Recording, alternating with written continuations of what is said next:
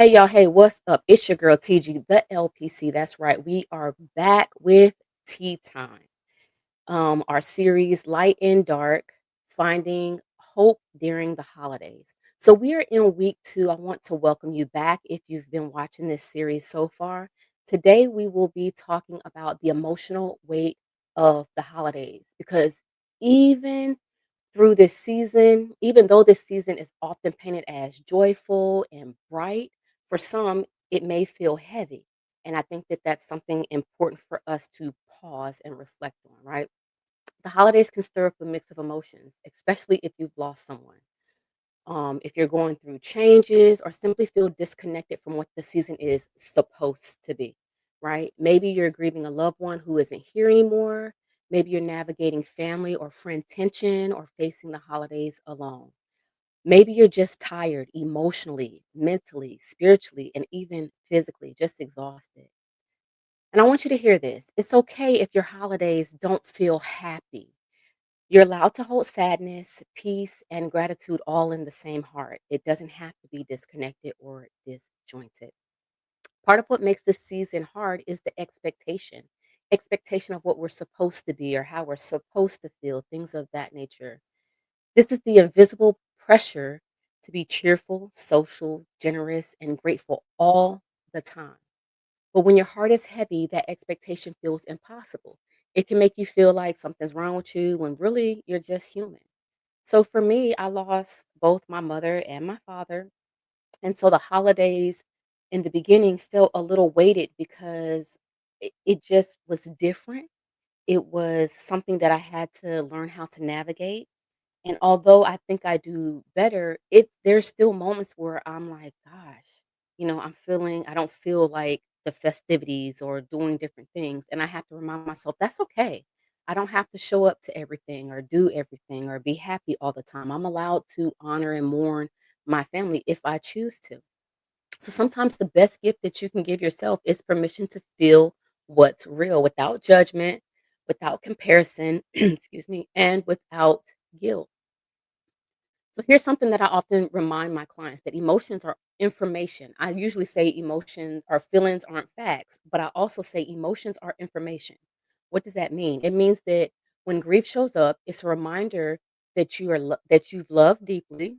When loneliness appears, it's showing you your need for connection and belonging. When sadness lingers, it might be your spirit saying, "Slow down. I need care."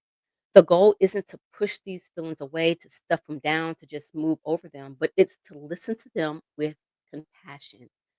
The body keeps the score. I say that all the time. So it's our job to understand and to recognize what the body may be saying. So this week I want to invite you to pause and ask yourself. These are some journal prompts that you can do. What does this season truly mean to me now in this space today? What does this season truly mean to me now? What do I need more of? And what do I need less of? Who or what am I grieving? And how can I honor that instead of hiding it? Write it out, light a candle, play a song, meditate, whatever soothes your soul, and let your feelings breathe because healing needs air and honesty. We have to allow ourselves to feel these feelings so that we can move through them, right? Instead of stuffing them down and acting like they're not there. So your healing doesn't take a holiday.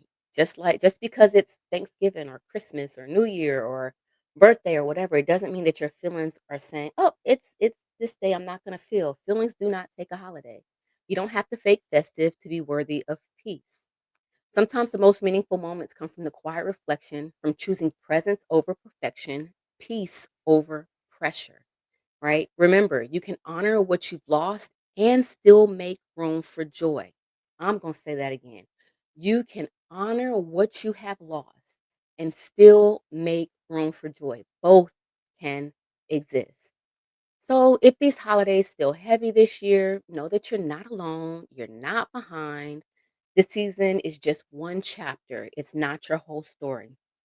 So, the affirmation that I would like us to say today is I give myself permission to feel fully, grieve gently, and love deeply, even through the holidays. I will repeat that.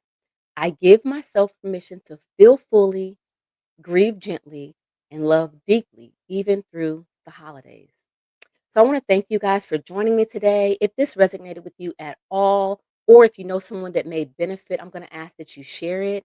Next week, we'll be back for week 3, and we'll talk about grieving what never was, learning to release unmet expectations, comparisons, and the picture perfect holiday myth, and embracing our authenticity, gratitude, and grace for what is. So that will be our topic next week. So until then, take care of your heart. It deserves gentleness. I hope that you guys have an amazing day, an amazing week. Be blessed. TG out.